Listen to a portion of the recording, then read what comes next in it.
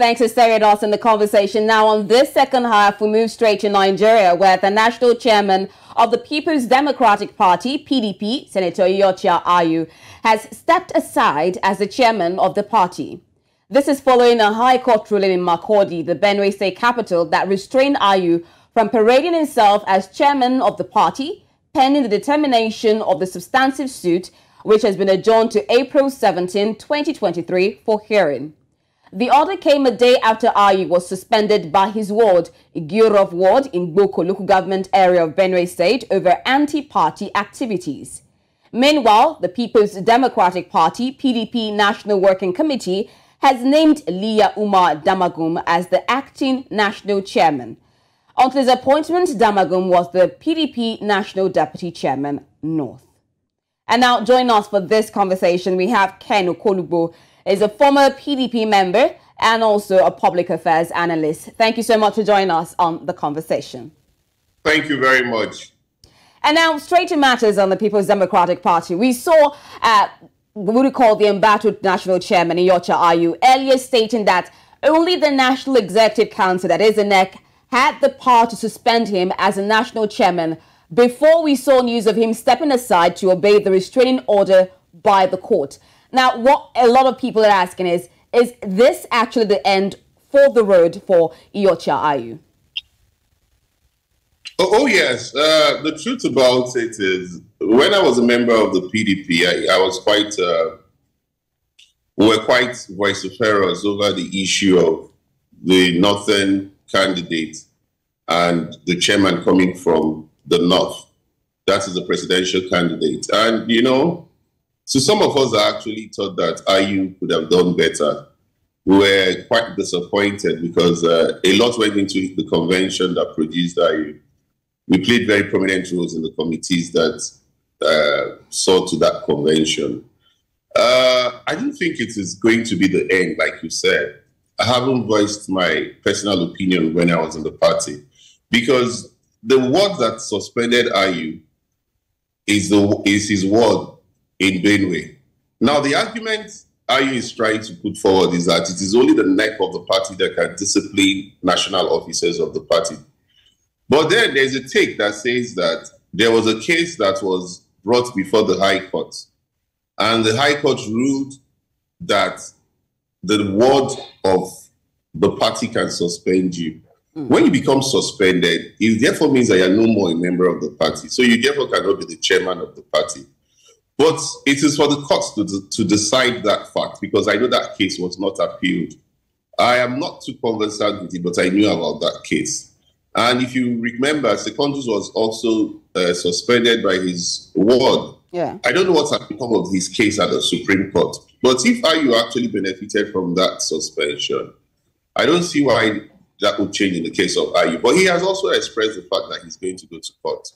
So it's a messy situation the PDP finds itself, because at this point, what we expect is that the PDP should be acting as a viable opposition to the APC. They have one more governorship seats, they have one more seat to the Senate, and they have one more seat to the House of Reps than any other opposition party. And so they shouldn't have started with suspending Fayose, suspending Anyim, suspending Shema. Those are some of the things that we saw that made us leave the party. There's been too much draconian and dictatorial kind of leadership that the party has exhibited. And every effort to make them understand that this is not the way to go. They are arrogating themselves the absolute machinery of the workings of the party. Okay, now still on Iyorchia Ayu, I mean, aside this this court suspending him from being, or rather barring him from posing himself as a national chairman of the party, we also saw that from the ward side, one of the reasons why he was suspended is because he was charged, or rather accused, of anti-party activities, looking at his ward, that he was not able to deliver his ward, his local government. I don't know if you could shed more light on that. Do you actually feel that he participated in anti-activities that has been trumped up against him? No, but I think it even goes beyond anti-party activities. If as the national chairman of the party, you don't win your unit, you don't win your ward, which the IREV results presently shows, and you do not win your local government, and you lose your state, to the opposition party. I don't think you have any moral rights to continue as the national chairman. In a Senate climb, you should resign, especially when you know that there was this pressure on you to resign before the elections. So I think it goes beyond the anti-party. But then there's also this accusation that he did not vote during the governorship and the House of Assembly elections. That is for them to prove, you know. But if they check the voters register, his name was not ticked and the beavers did not capture him, and that's a very serious anti-party charge against him. Because if you did not vote for your governorship candidate, you did not vote for your House of Assembly candidate, then how do you reconcile the fact that you're the national chairman of the party? You should lead by example. So I think it actually goes beyond anti-party. If it is really true that he did not vote in that election. And still talking about this anti-party activities, he's not the only one who has been accused. I mean, we know of the G5 governors, Okejekpe Azu, Seyi Makinde, Nyesom Wike, who clearly spoke against the People's Democratic Party candidate, Atiku Abubakar. I think that these are also anti-party activities by them. So how instrumental were these people in Ayu's predicament? And are these people also not guilty of anti-party activities if we can blame Iyorchia Ayu of anti-party activities? Oh, very well. They're guilty of anti-party activities. In fact, the fact that they worked against the party was something I warned against when I was still in the party. You can't tell the party to vote for another candidate, especially a presidential candidate, when you're a senatorial candidate and your elections are on the same day.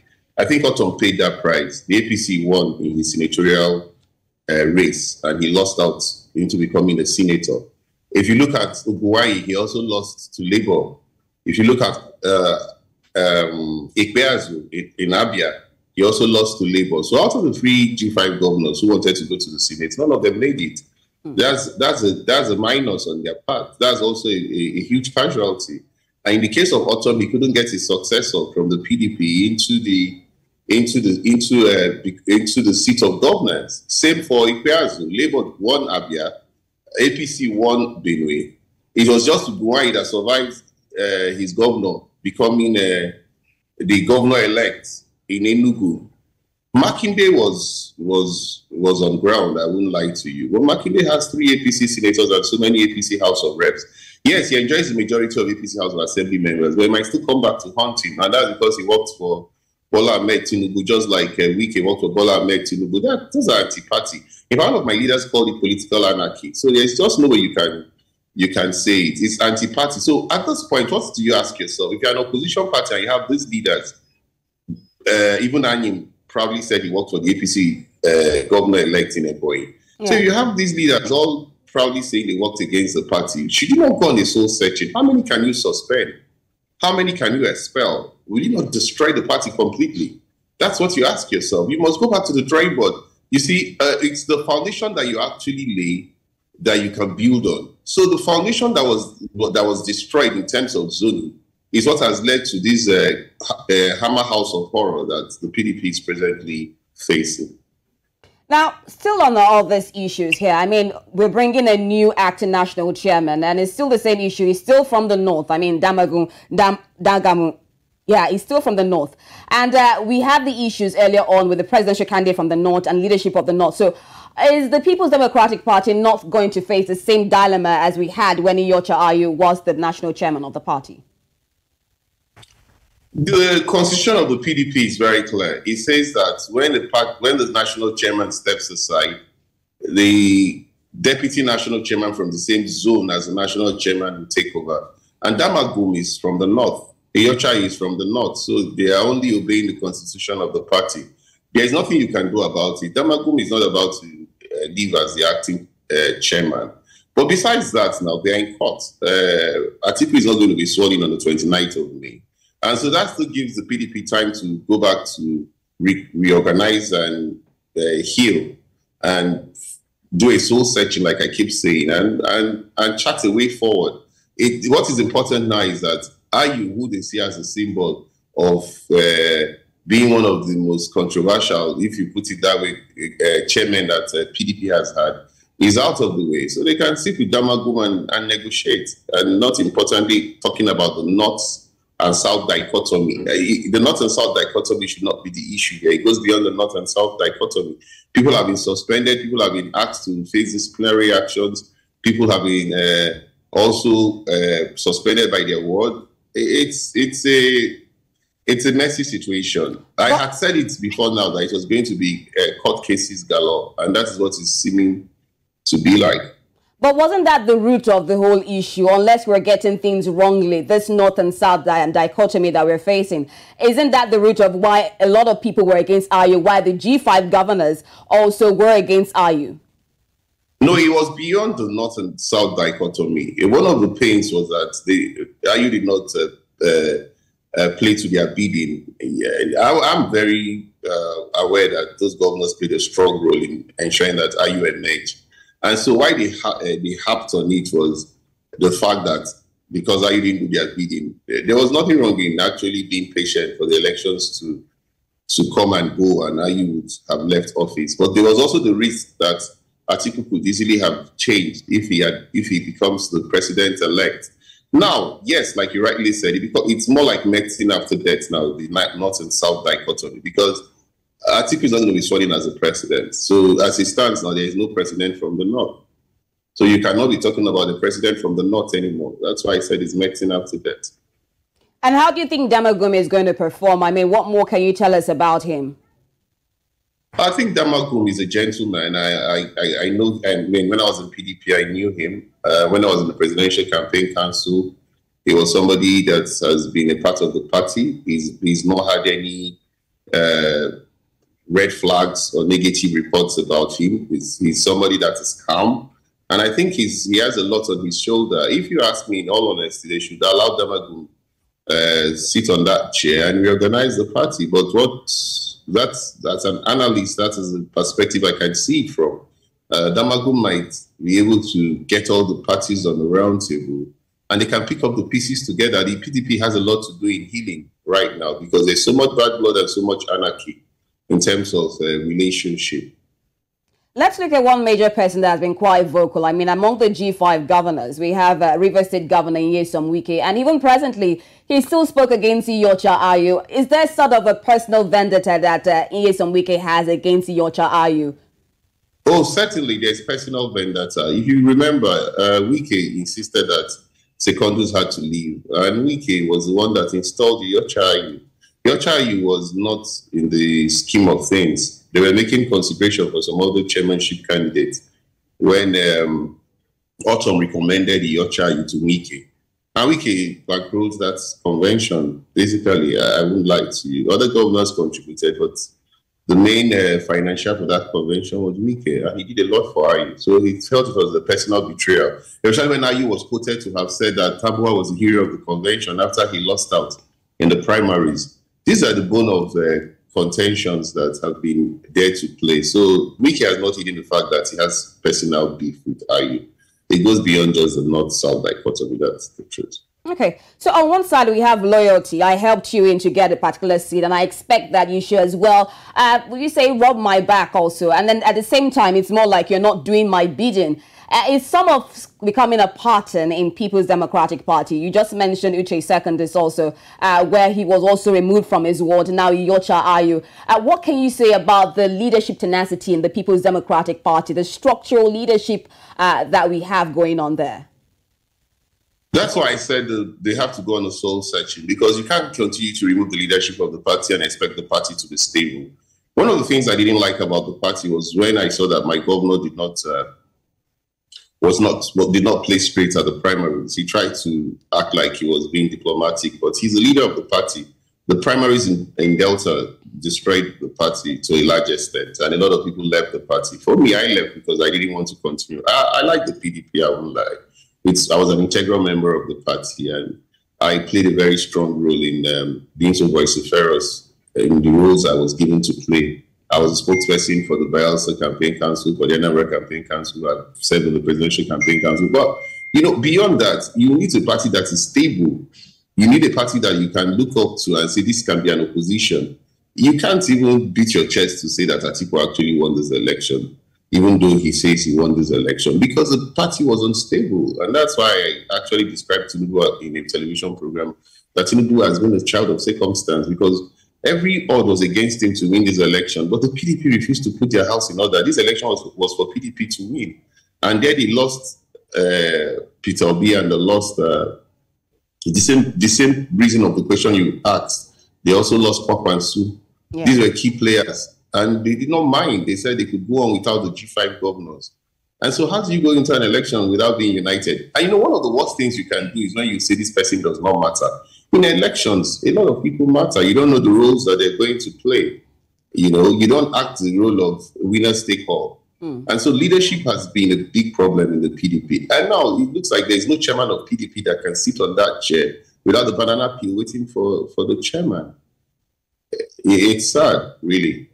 Definitely. And, you know, when looking at the problems they're facing the PDP, there's now the emergence of the Labour Party. A lot of people were, I mean, before the presidential elections, it was more of the All Progressives Congress and the People's Democratic Party. And, you know, Atiku Abubakar, in one of his press briefings after the election, he said that he was supposed to be a stepping stone for the Igbo presidency, and that the Labour Party cost him some of the seats in the southeastern states. So how has the problem in PDP now created a very big platform for Labour Party? Do you think that Labour Party will be able to clinch onto this position if PDP is not able to put its house in order?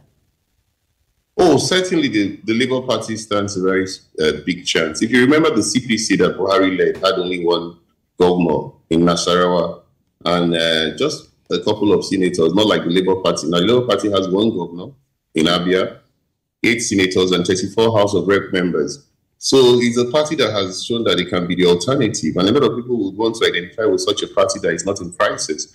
Especially having a presidential candidate that is one of the most popular persons you can find in Nigeria today, if not in Africa, and led a movement in 3 months that caused like a hurricane that none has seen in the history of politicking in Nigeria. It's certainly going to be a viable alternative to a lot of people. In fact, I was speaking to one of my colleagues. I was a PDP there. We're all spokesperson. And he said, okay, I don't know what you're still waiting for to join the Labour movement.